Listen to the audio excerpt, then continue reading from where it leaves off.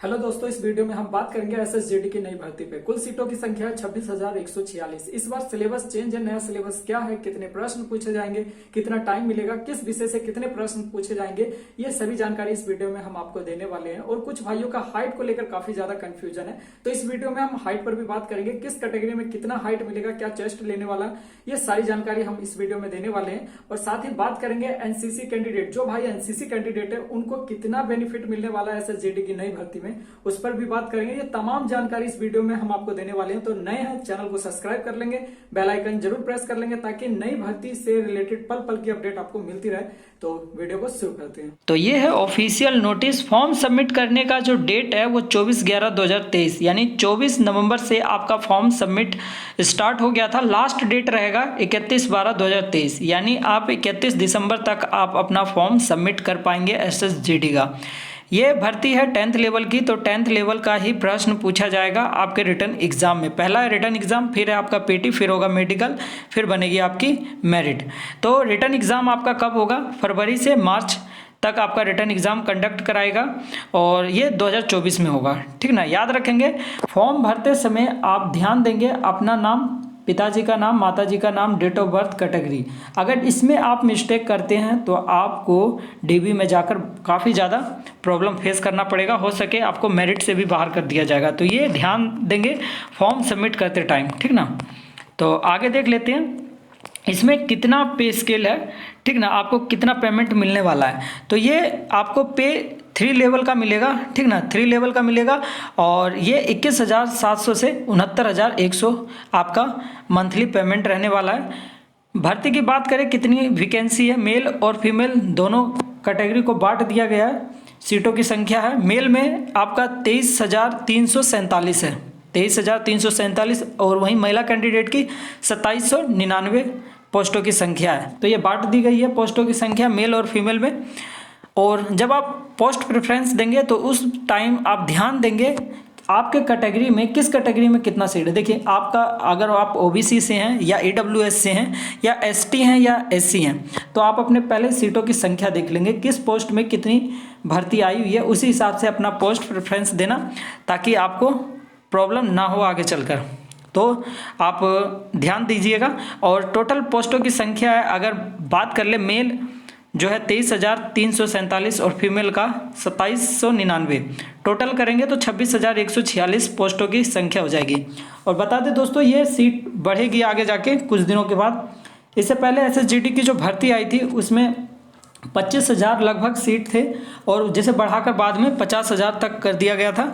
तो इस बार भी मेरे हिसाब से इस बार भी सीट बढ़ने वाला है। तो फॉर्म सबमिट करते समय ठीक ढंग से आप सबमिट कीजिएगा, ताकि आपको आगे चलकर प्रॉब्लम ना हो। ठीक ना, रिटर्न एग्जाम आराम से क्वालिफाई हो जाएगा। अब बात कर लेते हैं एज में आपको कितना छूट मिलेगा। देखिए, जो फॉर्म सबमिट होगा वो 18 से 23 साल, और जो डेट काउंट होगा वो 1/1/2024। याद रखेंगे, जो डेट काउंट करने का जो डेट है वो 1/1/2024 है। कैंडिडेट का यहीं से एज काउंट किया जाएगा।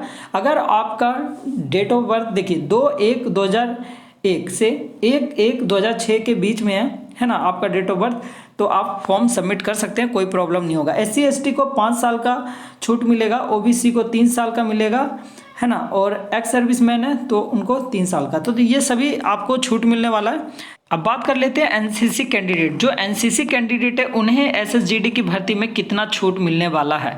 तो देखिए दोस्तों, अगर आप एनसीसी कैंडिडेट हैं और आपके पास सी सर्टिफिकेट है तो आपको 5% का जो है मार्क्स में छूट मिलने वाला है, यानी 5% मिलने वाला है। और अगर आप एनसीसी बी सर्टिफिकेट है आपके पास तो 3% का छूट मिलेगा। अगर आपके पास एनसीसी ए सर्टिफिकेट है तो आपको 2% का छूट मिलने वाला है ना। मैक्सिमम मार्क्स है ये, जिसमें आपको एग्जामिनेशन में छूट मिलने वाला है। तो ये सभी थे एनसीसी के बारे में। अब बात कर लेते हैं रिटर्न एग्जाम पर कि कितने प्रश्न पूछे जाएंगे, कितने मार्क्स के रहने वाले हैं, कितना टाइम मिलने वाला है।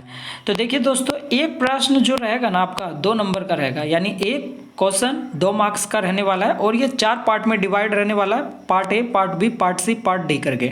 ठीक ना, तो पार्ट ए में आपका जनरल इंटेलिजेंस एंड रीजनिंग रहने वाला है, जिसमें 20 प्रश्न पूछे जाएंगे और ये 40 मार्क्स के रहने वाले हैं, ठीक ना। पार्ट बी में रहेगा आपका general knowledge and general awareness, इसमें 20 प्रश्न रहेंगे और 40 मार्क्स के पूछे जाएंगे। पार्ट सी में रहेंगे आपका मैथमेटिक्स, जिसमें 20 प्रश्न पूछा जाएगा और ये 40 मार्क्स का रहेगा। पार्ट डी में हिंदी या इंग्लिश आपको चूज़ करना होगा, वो आपके ऊपर है। तो इसमें 20 प्रश्न रहेंगे और ये 40 मार्क्स के रहेंगे। तो टोटल आपको 60 मिनट मिलने वाला, यानी 1 घंटा का समय आपको मिलेगा। तो आपको सेट लगाना बहुत ज़रूरी है, इससे आपको पता चलेगा टाइम का, ठीक ना, कितने प्रश्न आप 1 घंटे में सॉल्व कर पा रहे हैं। तो बहुत बड़ी बात है टाइम को लेकर। देखिए टाइम यहाँ पे काफ़ी कम है, ठीक ना। तो आप जब तक सेट नहीं लगाइएगा आपको टाइम का अनुभव नहीं मिल पाएगा। तो आपको सेट लगाना काफ़ी ज़्यादा ज़रूरी है। अब बात कर लेते हैं हाइट को लेकर, जो कि काफ़ी ज़्यादा कन्फ्यूजन रहता है बॉयज़ और गर्ल्स में। देखिए साफ शब्दों में कहेंगे, बेशक आपको बुरा लगे, ठीक ना। अगर आप बॉयज़ कैंडिडेट हैं तो आपको 170 सेंटीमीटर चाहिए।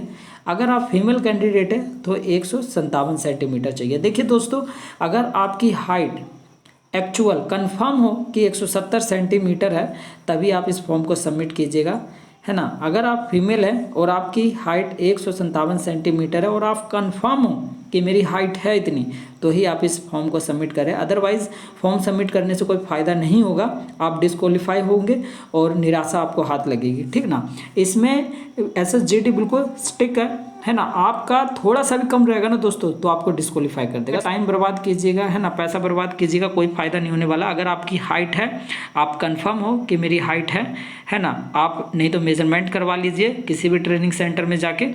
अगर आप कंफर्म हो तो भी आप इस फॉर्म को सबमिट करें, नहीं तो आपका टाइम वेस्ट होगा, पैसा वेस्ट होगा, है ना, और निराशा हाथ लगेगी। अब बात कर लेते हैं किस कैटेगरी में। देखिए ये कुछ राज्य हैं जिनमें हाइट को लेकर छूट मिलती है, तो अपना देख लेंगे स्क्रीनशॉट लेके, ठीक ना। अगर आप इस राज्य से आते हैं तो आपको हाइट में छूट मिल सकती है, जो कि लिमिट ही कैंडिडेट होते हैं जो कि इस भर्ती में पहुंच पाते हैं। चेस्ट की बात करें तो 80 सेंटीमीटर होना चाहिए, मिनिमम 5 सेंटीमीटर का फुलाव होना चाहिए, तो फिर आपको कोई प्रॉब्लम नहीं होगा इस भर्ती में। और कल के वीडियो में हम बात करेंगे SSGD के DB पर। तो डॉक्यूमेंट्स वेरिफिकेशन इसका काफ़ी ज़्यादा स्ट्रिक्ट होता है। जब आप फॉर्म सबमिट कर रहे हैं ना, तो ये सभी डॉक्यूमेंट्स होना आपके पास बहुत ज़रूरी है, जो कि हम कल के वीडियो में बताएंगे, नहीं तो फिर आपको आगे चलकर प्रॉब्लम होगा। इससे पहले हमने SSGD के DB पर जो है डॉक्यूमेंट्स वेरिफिकेशन पे एक वीडियो बनाया था, किस तरह लड़कों को छांटा जाता है डॉक्यूमेंट्स वेरिफिकेशन में, वो हमने बताया था। तो कल के वीडियो को आप जरूर देखिएगा, उससे काफ़ी ज़्यादा आपको बेनिफिट मिलेगा DB में। तो इस वीडियो में बस इतना ही, मिलते हैं नेक्स्ट वीडियो में नई अपडेट के साथ।